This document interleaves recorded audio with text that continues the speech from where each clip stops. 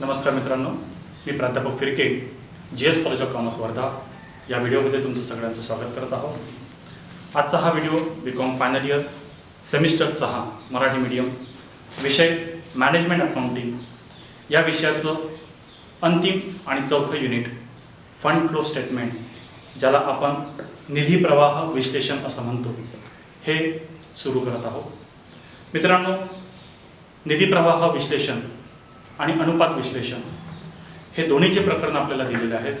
हे आर्थिक विवरणांचं विश्लेषण करण्याचे मेथडॉलॉजीज आहेत। जेव्हा आपल्याला आर्थिक विवरणांचं विश्लेषण करायचं असतं, चिकित्सा करायची असते, समीक्षीकरण करायचं असतं आणि हे ठरवायचं असतं की कंपनी प्रगतीपथावर जात आहे की नाही आहे, कंपनीची आर्थिक परिस्थिती सुदृढ आहे की नाही आहे, हा प्रगतीचा आढावा घेत असताना जे वेगवेगळे माध्यम, वेगवेगळे तंत्र आपण वापरतो, त्यापैकी पहिलं आणि सर्वात महत्त्वाचं जे होतं ते होतं रेशिओ ॲनालिसिस, त्याला आपण अनुपात विश्लेषण म्हणतो। त्यानंतर तुलना करत असताना चालू वर्षामध्ये गत वर्षाच्या तुलनेमध्ये आपण प्रगती केलेली आहे की नाही आहे, की अधोगती झालेली आहे। जेव्हा आपल्याला 2 सलग वर्षांचा तुलनात्मक अभ्यास करायचा असतो, आर्थिक विवरणपत्रांमध्ये स्थिती विवरणाचा, ज्याला आपण ताळेबंद म्हणतो, त्या स्थिती विवरणाचा तुलनात्मक अभ्यास करायचा असतो। त्या तुलनात्मक अभ्यास करण्यासाठी रेशिओ ॲनालिसिसच्या सोबत जे नवीन मेथडॉलॉजी, जे दुसरं एक तत्त्व असतं, ज्यामध्ये आपण आर्थिक बळावरती किंवा आर्थिक घटकाच्या आधारावर on the basis of finance जेव्हा आपल्याला त्याचं विश्लेषण करायचं असतं, तेव्हा दुसरी पद्धत, आपण जी प्रचलित पद्धत वापरतो ती म्हणजे चौथ्या प्रकरणाचं शीर्षक आहे, ज्याला आपण म्हणतो निधी प्रवाह विश्लेषण। या निधी प्रवाह विश्लेषणालाच आपण म्हणतो फंड्स फ्लो स्टेटमेंट। विवरणाची पुन्हा एक पद्धत असते, त्याला आपण म्हणतो रोख प्रवाह विश्लेषण, ज्याला आपण कॅश फ्लो स्टेटमेंट म्हणतो। फंड फ्लो स्टेटमेंट आणि कॅश फ्लो स्टेटमेंट ह्या दोन्ही पद्धती जेव्हा आपण 2 वर्षाचा आर्थिक विवरणाचा कंपॅरेटिव्ह स्टडी करायचा असतो, तुलनात्मक अभ्यास करायचा असतो, त्या तुलनात्मक अभ्यास करण्यासाठी ह्या दोन्ही तंत्र वापरल्या जातात। दोन्ही तंत्रामध्ये मूळतः फरक काय आहे? एक रोखीच्या आधारावर मोजला जातो आणि एक निधीच्या आधारावर मोजला जातो। एकामध्ये कॅशचा फ्लो बघितला जातो आणि दुसऱ्यामध्ये फंड्सचा फ्लो बघितला जातो। जे शब्द वापरलेले आहेत फंड्स आणि कॅश, कॅशमध्ये प्युअर कॅश आयटम्स आपण कन्सिडर करतो, परंतु फंड्समध्ये नगदी रोख पैसा किंवा तत्सम चल संपत्तीचे पद हे सुद्धा निधीमध्ये समजल्या जातात। म्हणून सगळे चल संपत्तीच्या पदांना निधीमध्ये समाविष्ट केलं जातं, परंतु त्यातले जे अगदीच लिक्विड फॉर्ममध्ये असतात त्यांना आपण कॅश फ्लो स्टेटमेंटमध्ये कन्सिडर करत असतो। हे ताळेबंदाच्या आधारावर फंड फ्लो स्टेटमेंट बनवलं जातं।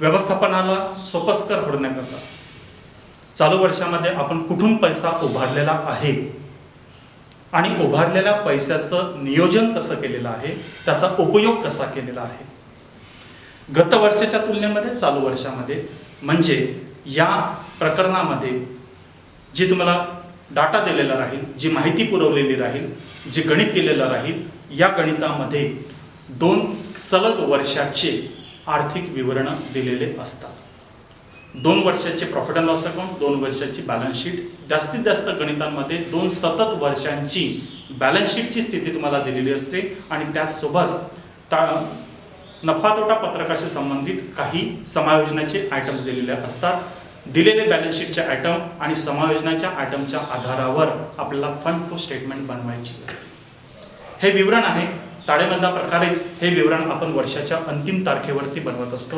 ह्या वर्षाच्या अंतिम तारखेवरती जे विवरण बनवत असतो त्याच्या 2 बाजू असतात आणि बॅलन्स शीट ज्या प्रकारे टॅली होत असतं तशाच प्रकारे फंड फ्लो स्टेटमेंट ही सुद्धा टॅली होत असते, झाली पाहिजे, जेणेकरून त्याच्या डावेकडची बाजूची एकंदरीत बेरीज आणि उजवीकडच्या बाजूची एकंदरीत बेरीज ही समांतर आली पाहिजे।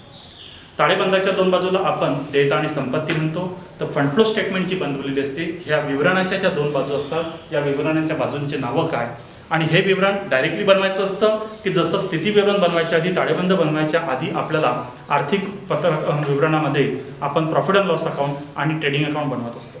म्हणजे ट्रेडिंग अकाउंटमध्ये ग्रॉस प्रॉफिट आल्यानंतर ग्रॉस प्रॉफिट आपण प्रॉफिट अँड लॉस अकाउंटला स्थानांतरित करतो।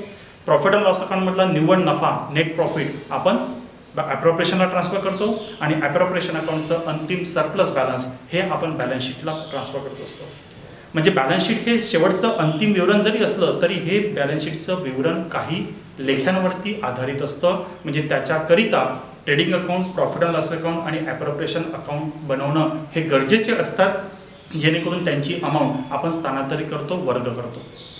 अशाच पद्धतीने फंड फ्लो स्टेटमेंटमध्ये फंड फ्लो स्टेटमेंट हे अंतिम विवरण असलं तरीही ताळेबंदाशी निगडीत सगळे कॅल्क्युलेशन करत असताना लागत असणारी रक्कम आपण वेगवेगळ्या टप्प्यामध्ये काढतो आणि वेगवेगळ्या टप्प्यामध्ये काढलेले आर्थिक निकष आपण फंड फ्लो स्टेटमेंटला स्थानांतरित करतो.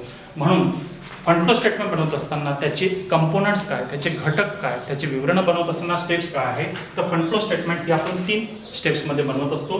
अंतिम फंड फ्लो स्टेटमेंट बनवण्याच्या आधी हे सोपस्कर होण्याकरता त्याच्या सपोर्टिंगमध्ये आपण 2 विवरणं बनवत असतो. त्यातली पहिली स्टेप, पहिलं विवरण असतो schedule of change in working capital. Schedule of changes in working capital यामध्ये आपल्याला भाग भांडवलामधलं जे कार्यशील भाग भांडवल असतं, ह्या कार्यशील भाग भांडवलामध्ये काय बदल झालेला आहे हा बदल दर्शवणारा जो तक्ता असतो, जे विवरण असतं, त्या विवरणाचं नाव असतो schedule of changes in working capital. कार्यशील भाग भांडवलामधला बदल. हा बदल 2 फॉर्ममध्ये येऊ शकतो. नेट रिझल्ट येईल तुमचा इन्क्रीज इन वर्किंग कॅपिटल किंवा डिक्रीज इन वर्किंग कॅपिटल. जसं फायनल अकाउंट बनवताना पहिल्यांदा आपण ट्रेडिंग अकाउंट बनवतो आणि त्या ट्रेडिंग अकाउंटचा निष्कर्ष निघायचा ग्रॉस प्रॉफिट किंवा ग्रॉस लॉस. अशाच पद्धतीनं फंड फ्लो स्टेटमेंट सोपस्कर होण्याकरता पहिलं विवरण आपण बनवणार आहोत schedule of changes in working capital. Schedule of changes in working कॅपिटलचा नेट रिझल्ट राहिला आहे इन्क्रीज इन वर्किंग कॅपिटल किंवा डिक्रीज इन वर्किंग कॅपिटल. आणि आलेली इन्क्रीज इन वर्किंग कॅपिटल किंवा डिक्रीज इन वर्किंग कॅपिटलची रक्कम ही आपल्याला अंतिम लेखा फंड फ्लो स्टेटमेंटमध्ये स्थानांतरित करायची असते. मग इन्क्रीज इन वर्किंग कॅपिटल असतं तर कुठल्या बाजूला आणि डिक्रीज इन वर्किंग कॅपिटल असतं तर कुठल्या बाजूला स्थानांतरित करायचं याचे काही रूल्स असतात. हे रूल्स तुम्हाला मल्टिपल चॉईस प्रश्नांच्या अनुषंगाने समजणं सोपे जातील. या वर्षीच्या अशा परिस्थितीमध्ये तुम्हाला डिस्क्रिप्टिव्ह 16 मार्काचं गणित येणारच नाही आहेत, परंतु 16 मार्काची गणितं न येता याच्याशी अनुषंगाने आपल्याला मल्टिपल चॉईस प्रश्न कसे राहतील तर तुम्हाला रूल्स विचारले जाऊ शकतात की इन्क्रीज इन वर्किंग कॅपिटल हे कोणत्या साईडला लिहायचं आहे. ऑप्शन दिलेले राहू शकतात. फंड फ्लो स्टेटमेंटची सोर्स साईड, फंड फ्लो स्टेटमेंटची application side, profit and loss अकाउंटची debit side, profit and loss अकाउंटची क्रेडिट साईड. योग्य तो पर्याय निवडा. आपल्याला अचूक पर्याय त्यातनं निवडता आला पाहिजे. यासाठी फंड फ्लो स्टेटमेंटशी निगडीत जे रूल्स आहेत, जे नियम कायदे कानून आहेत हे समजणं सोपी गरजेचं असतं. आणि हे रूल्स कधीही पाठांतर करायचे नाही आहे, हे समजून घ्यायचे आहे, जेणेकरून तुम्ही तुमच्या मनानं हे रूल्स आपण बनवू शकतो आणि बिनचूक योग्य पर्याय आपल्याला निवडता आला पाहिजे. तर पहिली स्टेटमेंट आपण बनवली कार्यशील भाग भांडवलामध्ये झालेला बदल. कार्यशील भाग भांडवल काय आहे तर यामध्ये 2 प्रकार असतात. एक ग्रॉस वर्किंग कॅपिटल आणि एक नेट वर्किंग कॅपिटल. परिभाषा जर का बघितली तर ग्रॉस वर्किंग कॅपिटल म्हणजे टोटल करंट ॲसेट्स असतात. ग्रॉस वर्किंग कॅपिटल म्हणजे टोटल करंट ॲसेट्स असतात. आणि नेट वर्किंग कॅपिटल जो याचा अभिप्रेत अर्थ आहे, वर्किंग कॅपिटल कुठलं, ग्रॉस नाही, net working capital.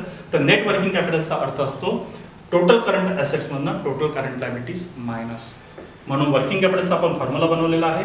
Net working capital is equal to, शॉर्टकटमध्ये जर का म्हटलं तर WC stands for working capital, current CA stands for current assets आणि CL stands for current liabilities. तर टोटल करंट ॲसेटमधनं टोटल करंट लायबिलिटी वजा केल्यानंतर करंट ॲसेट्सचा जो अतिरिक्त भार आहे, एक्सेस अमाऊंट आहे, त्या एक्सेस अमाऊंटला म्हटलं जातं वर्किंग कॅपिटल. मग चालू वर्षाची वर्किंग कॅपिटल गत वर्षाच्या वर्किंग कॅपिटलच्या रकमेसोबत तुलना करायची आणि गत वर्षाच्या रकमेपेक्षा चालू वर्षाचं कार्यशील भांडवल जर का वाढलेलं असेल तर त्याचा निर्णय राहिला आहे इन्क्रीज इन वर्किंग कॅपिटल. आणि समजा गत वर्षाचं वर्किंग कॅपिटल 50,000 रुपये होतं आणि चालू वर्षाचं वर्किंग कॅपिटल हे 40,000 रुपये जर का झालं तर 40,000चं लागलेलं कार्यशील भांडवल, 50,000चं लागलेलं कार्यशील भांडवल हे 40,000 रुपयावरती आलेलं आहे. म्हणजे रकमेमध्ये घट झालेली आहे. याचा अंतिम निर्णय राहिला डिक्रीज इन वर्किंग कॅपिटल. म्हणजे इथे आपण ताळेबंदामधून करंट ॲसेट आणि करंट लायबिलिटीची तुलना करून, करंट ॲसेटचे पद आणि करंट लायबिलिटीचे पद तुलना करून अर्ध्या बॅलन्स शीटचा जो निर्णय आलेला आहे तो आलेला आहे इन्क्रीजिंग वर्किंग कॅपिटल किंवा डिक्रीजिंग वर्किंग कॅपिटल. हे तुमचं पहिलं विवरण असतं schedule of changing working Capitals. दुसरं सपोर्टिंग विवरण जे बनतं ते बनलेलं असतं, त्याचं नाव आहे profit and loss adjustment account. Profit and loss account बनलेलं होतं, परंतु त्या बनलेल्या प्रॉफिट अँड लॉस अकाउंटला फक्त आणि फक्त नगदीचे खर्च ग्राह्य धरून, जे नगदीचे व्यवहार नाही आहेत, ज्यामध्ये कुठल्याही पार्टीला आपण रोख पेमेंट किंवा रोख रिसिप्ट केलेलं नाही आहेत, अशा टाईपच्या ज्या समायोजना होत्या, ज्यामध्ये आपण कुठल्याही प्रकारचा कॅश ट्रान्झॅक्शन केलेला नाही आहे, कॅश पेमेंट केलेलं नाही आहे, अशा टाईपच्या नॉन कॅश ट्रान्झॅक्शनसाठी समायोजना करून आपण प्रॉफिट फ्रॉम ऑपरेशन किती निर्माण केलेलं आहे किंवा लॉस फ्रॉम ऑपरेशन आपल्याला किती रुपयांचा झालेला आहे हे काढण्यासाठी जे विवरण आपण बनवतो त्याचं नाव आहे profit and loss adjustment account. यामध्ये काय प्राप्त होईल आहे, याचा अंतिम निर्णय राहिला आहे, एकतर प्रॉफिट फ्रॉम ऑपरेशन, एकतर loss from operation. Profit from operation असलं तर सोर्स साईडला लिहिलं जाईल आहे आणि लॉस फ्रॉम ऑपरेशन जर का असलं तर अप्लिकेशन साईडला लिहिलं जाईल आहे. हे काढत असताना नफा तोटा खात्याशी निगडीत, प्रॉफिट अँड लॉस अकाउंटशी निगडीत नॉन ऑपरेटिंग एक्सपेन्सेस आणि नॉन ऑपरेटिंग इन्कमचे पदं, नॉन कॅश इन्कम आणि नॉन कॅश एक्सपेन्सेसच्या पदाच्या समायोजना या खात्यामध्ये केल्या जातात. शेवटचा आणि महत्त्वाचा पडा फंड फ्लो स्टेटमेंट, निधी प्रवाह विश्लेषण. या निधी प्रवाह विश्लेषणामध्ये दोन बाजू बनलेल्या असतात. डावीकडची जी बाजू असते त्या बाजूचं आपण नाव देत असतो सोर्सेस ऑफ फंड, म्हणजे निधीचं स्रोत, निधी प्राप्त होण्याचे कारण, सोर्सेस ऑफ फंड्स. आणि उजव्या साईडला जे आपण टायटल देतो, जी बाजू असते त्याचं नाव असतं application of fund, use of fund, म्हणजे वेगवेगळ्या माध्यमातून जी आपण निधी चालू वर्षामध्ये नव्यानं उभारलेली आहे, या निधीचा उपयोग आपण व्यवसायामध्ये कुठल्या कारणांसाठी केला, कुठल्या गोष्टींसाठी केला, उपयोग आपण संपत्तीच्या खरेदीकरिता करू शकतो किंवा उपयोग आपण आपल्यावरती असलेल्या कर्जाचं देणे करण्या करू शकतो. किती रुपयांची संपत्ती नव्यानं घेतलेली आहे किंवा किती रुपयांच्या कर्जांची परतफेड केलेली आहे, हेचं विश्लेषण आपल्याला फंड फ्लो स्टेटमेंटमध्ये माहिती पडतं. याच्या दोन बाजू असतात. सोर्सेस ऑफ फंड्समध्ये खास करून आपल्याला रिसिप्टचे जे पदं आहेत, म्हणजे निधी प्राप्त झालेले जे पदं असतात हे घ्यायचे असतात. आणि अप्लिकेशन साईडला साधारणतः आपण रोखीने केलेले पेमेंट जे असतात हे पेमेंट्सचे पदं घ्यायचे असतात. जसं आपण कॅशबुक बनवतो, cash receipts and cash payment, अशाच पद्धतीनं जेव्हा आपल्याला नगदी पैसे प्राप्त झालेले आहेत ते पदं आपण सोर्सेस ऑफ फंडला घ्यायचे आहेत. आणि जेव्हा नगदी पैशांची आपण पेमेंट्स करत आहोत, देणे करत आहोत, जेव्हा आपली रोख कमी होईल आहे ते पद आपल्याला अप्लिकेशन ऑफ फंड्सच्या साईडला घ्यायचे असतात. निधी प्राप्त कशी होईल, संपत्ती जर का विकली तर पैसा प्राप्त होईल. म्हणून जेव्हा जेव्हा रोख प्राप्त होणार आहे, रिसिप्टचे पदं जे राहतील, रोख प्राप्तीचे दोनच कारण राहतील. नव्यानं कर्ज घेतलं, नव्यानं भाग भांडवल उभारलं, इन्क्रीज इन लायबिलिटी असलं तर रिसिप्टचे पदं राहतील, सोर्सेस ऑफ फंडचे पदं होतील, किंवा संपत्ती जर का विकली तर पैसा प्राप्त होईल, निधी उभारला जाईल. म्हणून दोन साईड असतात, सोर्सेस ऑफ फंड आणि अप्लिकेशन ऑफ फंड्स. आणि अप्लिकेशन ऑफ फंड आणि सोर्सेस ऑफ फंडचे वेगवेगळे नेमके कारणं काय, हे कारणं, हे घटक म्हणजेच परमनंट ॲसेट्स आणि परमनंट लायबिलिटीचे नियम. आजच्या या लेक्चरमध्ये आपण पहिली जी स्टेटमेंट आहे schedule of changes in working capital, ती कशी बनवायची आणि त्याच्याशी निगडीत नियम कोणते आहेत हे पाहणार आहोत. वर्किंग कॅपिटलचा नियम जो होता तो total current assets minus total current liabilities. Current ॲसेटला शॉर्टकटमध्ये आपण करंट ॲसेट्स आणि करंट लायबिलिटीज म्हणणार. यामध्ये करंट ॲसेट्स हे धनात्मक पद आहे आणि करंट लायबिलिटीज हे ऋण पद आहे, निगेटिव्ह पद आहे, हे ऋणात्मक पद आहे. मित्रांनो, जी नियमावली बनवलेली आहे हे नियमावली समजण्यासाठी करंट ॲसेटच्या अधिक पदाचा वर्किंग कॅपिटल सोबत पॉझिटिव्ह रिलेशनशिप आहे, म्हणजे प्रत्यक्ष संबंध आहे. प्रत्यक्ष संबंधाचा अर्थ काय असतो तर करंट ॲसेटमध्ये प्रत्यक्ष संबंध आहे म्हणजे धनात्मक रिलेशनशिप आहे, परंतु करंट लायबिलिटीचा वजाचा पद असल्या कारणानं, इथं उणे पद असल्या कारणानं निगेटिव्ह रिलेशनशिप आहे, उलटी रिलेशनशिप आहे. ज्याचा अर्थ काय आहे, इन्क्रीज इन करंट ॲसेट म्हणजे increase in working capital, decrease in current asset म्हणजे डिक्रीज इन वर्किंग कॅपिटल. इथं तुलना करायची आहे. स्टॉकच्या रकमेमध्ये जर का मागील वर्षाच्या तुलनेमध्ये चालू वर्षामध्ये जर का इन्क्रीज जर का झालेलं असेल तर इन्क्रीज झालेली रक्कम इन्क्रीजच्या रकान्यात लिहा. जर का डेटर्सच्या मागच्या वर्षाच्या तुलनेमध्ये चालू वर्षाच्या पदामध्ये जर का घट झालेली असेल तर करंट ॲसेटच्या पदांमध्ये increasing current asset increasing working capital करतं आणि decreasing current asset decreasing working capital करतं. म्हणून कॅश किंवा डेटर्समध्ये जर का मागील वर्षाच्या तुलनेमध्ये चालू वर्षामध्ये घट जर का झालेली असेल तर घट झालेले आयटम डिक्रीजच्या रकान्यात लिहायचे, इन्क्रीज झालेले आयटम इन्क्रीजच्या रकान्यात लिहायचे. इथे प्रत्येक आयटमचं तुलना करायची आणि तुलना केल्यानंतर हे जे रूल्स लावलेले आहेत रूल्स ऑफ करंट ॲसेट आणि करंट लायबिलिटीचा याचा उपयोग करायचा. रूल्स पुन्हा एकदा समजून घ्यायचा आहे. करंट ॲसेटचा आणि वर्किंग कॅपिटलचा प्रत्यक्ष संबंध असल्या कारणानं पॉझिटिव्ह रिलेशनशिप असल्या कारणानं करंट ॲसेटमधलं इन्क्रीज वर्किंग कॅपिटलमध्ये इन्क्रीज करतं, करंट ॲसेटचं डिक्रीज वर्किंग कॅपिटलमध्ये डिक्रीज करतं. या उलट करंट लायबिलिटीचा आणि वर्किंग कॅपिटलचा मायनसचा संबंध असल्या कारणानं निगेटिव्ह रिलेशनशिप असल्या कारणानं इथं नकारात्मक संबंध आहे, म्हणजे उलटा संबंध आहे. उलटा संबंध कसा लक्षात घ्यायचा? इन्क्रीजिंग करंट लायबिलिटी झालेली असताना त्याचा वर्किंग कॅपिटलवरती विपरीत परिणाम होईल आहे, म्हणजे डिक्रीजिंग वर्किंग कॅपिटल होईल आहे. आणि डिक्रीजिंग करंट लायबिलिटीचं पद जर का असलं तर याच्या विरुद्ध अपोजिट म्हणजे इन्क्रीजिंग वर्किंग कॅपिटल होईल आहे. ज्या प्रकारे आपण करंट ॲसेटच्या प्रत्येक पदाचं वैयक्तिक तुलना केली तशाच प्रकारे बॅलन्स शीटमध्ये असलेल्या करंट लायबिलिटीच्या पदांची वैयक्तिक तुलना करायची आहे. आणि प्रत्येक पदाची वैयक्तिक तुलना केल्यानंतर चालू वर्षामध्ये गत वर्षाच्या तुलनेमध्ये लायबिलिटीच्या पदामध्ये जर का इन्क्रीज झालेलं असेल तर ते आपल्याला डिक्रीजिंग वर्किंग कॅपिटलमध्ये लिहायचं आणि लायबिलिटीच्या पदामध्ये जर का डिक्रीज झालेलं असेल तर ते आपल्याला इन्क्रीजच्या रकान्यामध्ये लिहायचं. या प्रकारे निर्णय घेऊन प्रत्येक पदाचा चेंज इन वर्किंग कॅपिटलच्या रकान्यामध्ये इफेक्ट द्यायचा आहे. चेंज इन वर्किंग कॅपिटलमध्ये इन्क्रीजच्या रकान्यात लिहायचं का डिक्रीजच्या रकान्यामध्ये मांडणी करायची हे समजण्यासाठी हे जे तुमचे rules of increasing decreasing working capital आहे हे कामी पडतील. बॅलन्स शीटमध्ये करंट ॲसेटचे पद घेतले, बॅलन्स शीटमध्ये करंट लायबिलिटीचे पद घेतले, त्यानंतर प्रिव्हियस इयरची अमाऊंट म्हणजे मागच्या वर्षाची रक्कम लिहायची, चालू वर्षाची रक्कम लिहायची. मागच्या वर्षाच्या रकमेची टोटल जी होईल ती टोटल करंट ॲसेट होणार, करंट लायबिलिटीची जी टोटल होणार ती टोटल करंट लायबिलिटी होणार. करंट ॲसेटच्या टोटलला टोटल ए म्हणणार, टोटल करंट लायबिलिटीच्या अमाऊंटला बी म्हणणार. आणि नेट वर्किंग कॅपिटलचं आपलं सूत्र होतं करंट ॲसेटमधनं करंट लायबिलिटी मायनस करणं. मागच्या वर्षाची सुद्धा करंट ॲसेटमधनं करंट लायबिलिटी मायनस करून आपल्याला नेट वर्किंग कॅपिटल काढता येईल. तशाच प्रकारे करंट इयरचं करंट ॲसेटमधनं करंट लायबिलिटी मायनस करून नेट वर्किंग कॅपिटल काढता येतं. इथं सुद्धा गत वर्षाच्या तुलनेमध्ये चालू वर्षामध्ये जर का वाढ झालेली असेल तर अंतिम निर्णय तुमचा राहिला इन्क्रीजिंग वर्किंग कॅपिटल.